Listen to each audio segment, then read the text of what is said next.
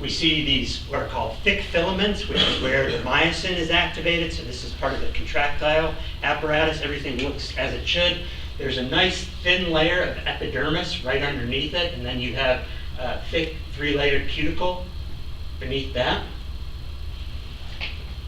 But then what does it look like after infection? So this is 6 days after infection, and what we see is that the muscle has sort of separated away from the ventral nerve cord down here. The epidermis has become much, much thicker.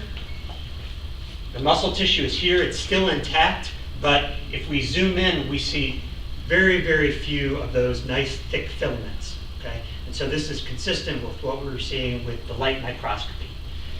The downside with this method is that we don't know whether they are male or female at this stage, okay?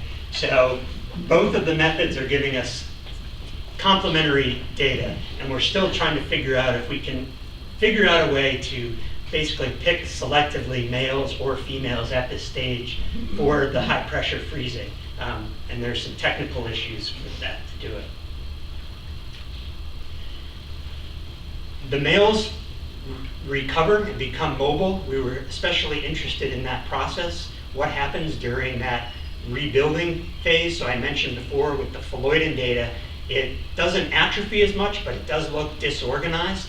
So we were lucky enough to get some J4s that look like this. So they're within their old cuticle. They've started changing from this large fat stage into a vermiform stage. And when we look at that in cross-section, we see this large area of cuticle, and then basically the 4 areas where it's wrapping around itself.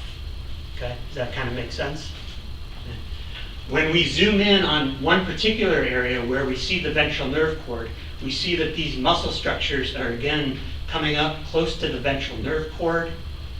We see that the epidermis at this stage, it's still a little thicker than we would normally expect, but it's starting to thin out. I put an arrowhead on here to show these dark blobs in here are likely synaptic vesicles, which are suggesting that things are starting to happen, things are getting functional. So it does appear that the J4 males are undergoing a muscle renewal.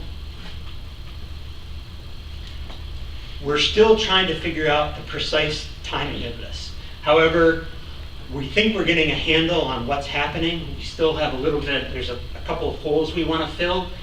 The other part that we're still want to look into more depth is what's happening with the nervous system. So we focus more on the muscle because it's bigger. In order to look a little bit more depth at what's happening with the nervous system, that graduate student I mentioned, Paul, again, following up on his serotonin studies, he was interested in, okay, what's happening in these neurons that might be synapsing onto the muscle tissue?